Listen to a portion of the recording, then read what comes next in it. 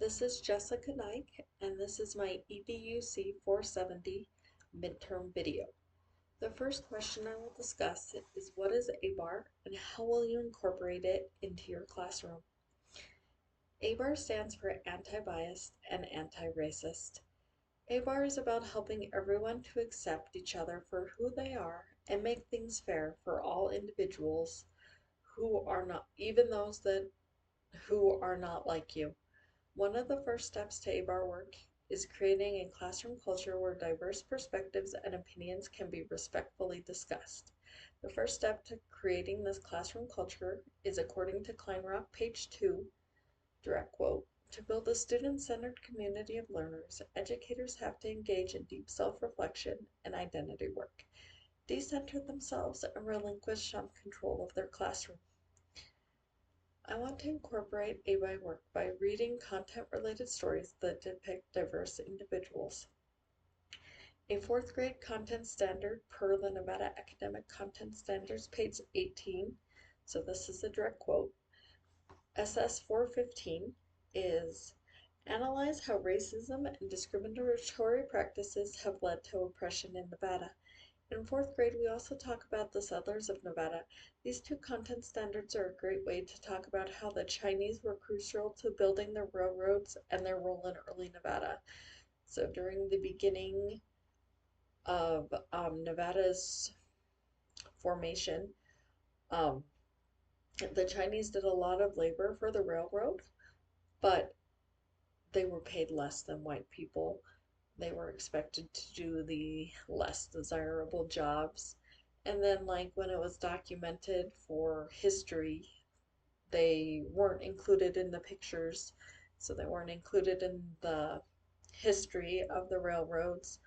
The same thing. There was a lot of Chinese who worked at the mines. And so things like that were excellent examples of how diverse cultures were part of Nevada, but they were not treated equally. Discussion about Nevada's native people and its Basque heritage are all opportunities for ABAR work within the content standard. So the Basque is another culture that is dominant in Nevada, and they also weren't treated as kindly as other um, cultures during the early times of Nevada. Um, Another opportunity would be discussing about native people, Nevada's native people. So Nevada has a Native American population, even when it wasn't quite formed yet. And those individuals have done great things for Nevada's future. Sarah Winnemucca became a teacher. She wrote a book, Life Among the Paiutes, and she did a lot of work in order to help her community to blend in a little bit into white society. She taught, she was a teacher, so she taught them English and so on and so forth. But as part of doing that, the white settlers kind of came in and told the Native Americans where they would live, what they would do, so on and so forth. We kind of just came and took what we wanted.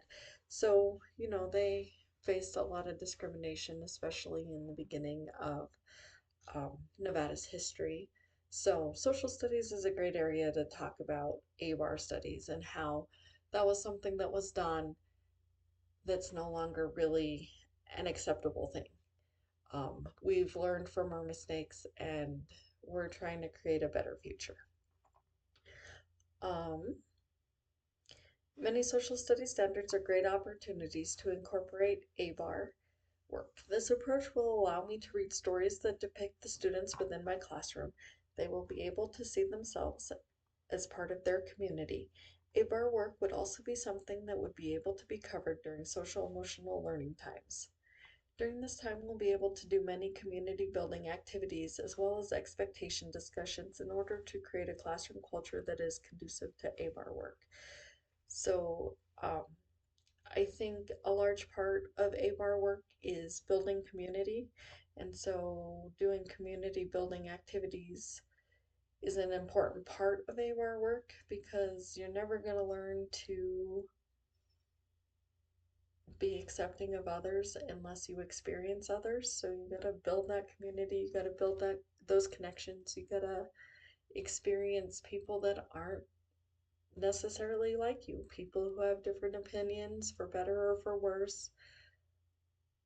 As a well-rounded adult, you just got to be able to hear all the perspectives and make your own judgment based on fact and research and your beliefs.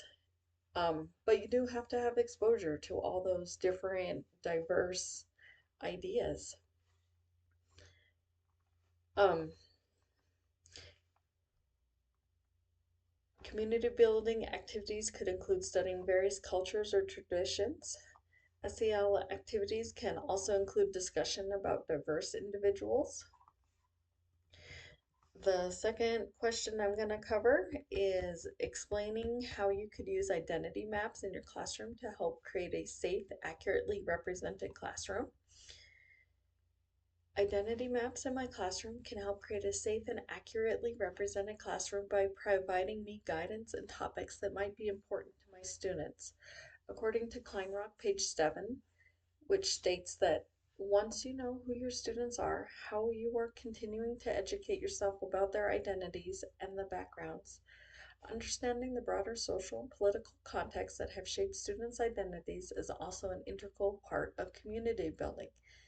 Having students create an identity map that they highlight what parts of their identity is most important to them will give you as an educator some ideas on who they are or who they think they want to be.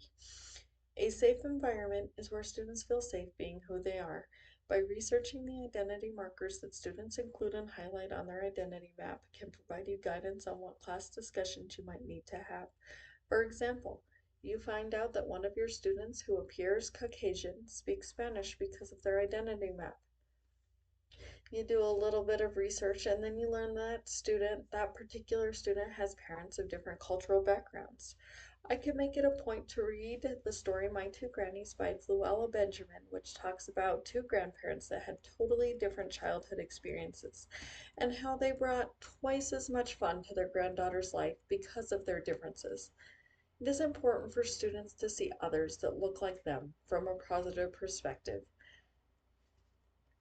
especially nowadays when what things look like is so diverse in general. You know, we have blended families, we have families with two dads, we have families with two moms, we have step siblings, we have stepmothers. Our culture is so diverse nowadays. We need to see that diversity and understand that it's okay. Um, It is important for students to see others that look like them from a positive perspective. Identity maps can also be used to help select partners and groups in order to build on the various student strengths. For example, you might pair a shy student that loves soccer with a more outgoing student who also loves soccer in order to build connections and community. Students learn a lot from their peers that they spend a lot of time with. So building vocabulary and acceptance of diverse individuals could be improved by intentionally picking students to work together based off their identity maps. Identity maps can be a great starting point for finding similarities between individuals. The first step in building relationships with others is finding something in common. The third question I will answer are, what are the 3 tools that you can use to have difficult conversations with students? 3 tools that I can use to have difficult conversations with my students can include building a classroom culture that is respectful and open to difficult conversations. The second one is being aware of your own feelings about specific topics and research and build your own perspective before you introduce it to your classroom. And the final tool will be practicing calling in and interrupting strategies. A respectful classroom culture will have student expectations in place in order to help students to respond in respectful ways while still exploring diverse perspectives. So classroom management is a real important part of um, having a culture in your classroom that is conducive to difficult conversations. So, as a teacher, we are a model and must practice our responses in difficult conversations. Part of developing our responses must take into account our knee jerk response to these difficult conversations. When you respond to these difficult comments, are you going to fight, flight, or freeze? Knowing that information will give you a lot of ability to pick a good response. So, being aware of your own perspective will allow us to create better responses in these situations. A calling in strategy, according to Kleinrock, page 42, is where, direct quote, we invite someone into a conversation in order to both educate and hold the person accountable for their words or actions. Everyone learns best from a conversation about why they shouldn't do something, as opposed to just being told not to do something. Guiding students to be kinder to each other and why something is unkind is a great start for ABAR work. In order to have difficult conversations, you must be willing to try, even through the worries of saying something that will be misinterpreted.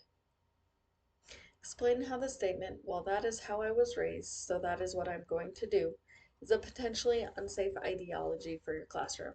The statement, "Well, that is how I was raised, so that is what I'm going to do," is a potentially unsafe ideology for your classroom because times and expectations change. At one point in American history, it was legal to own slaves, but that is no longer culturally acceptable. I was raised filling out tons of worksheets, but that is not going to be how I approach my classroom for several reasons. First off, we live in a world full of technology now. Students must be able to use a computer in order to function in today's society. My second reason is that even though that is how I was raised, that will not be my only tool because we are all unique individuals and require different tools in order to be successful. Some students will require online translating tools in order to be successful in the classroom because their first language isn't English. Some students will be great talkers and want to perform plays for their research project, while others will come from cultures that are reserved and quiet and will prefer to create a PowerPoint slideshow. Opportunities for choice within a classroom allows a teacher to create a culture that is more accepting of diverse individuals. We are not all the same, and we all bring forth different assets to our community. If we are allowed an opportunity to demonstrate our strengths as time passes, cultures change, and as teachers, we need to be flexible with the times. Another reason the idea "that is how I was taught, so that is how I will teach" can be a poor choice is for a long time we have been unkind to individuals who are not like this.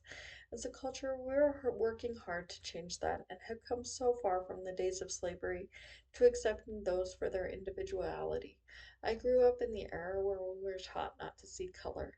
However, as we have studied during this class, we have read about how that isn't necessarily kind either. Because now we realize we are saying that your culture doesn't matter. In order for people of color to be successful, they were forced to hide or forget their heritage in order to blend in with the traditional white culture. As a teacher, I do not want to not see color. I want to seek out the assets that each individual brings to the classroom community. Every student has unique experiences and perspectives to bring to the classroom. Finding those assets is what separates an average teacher from a great teacher.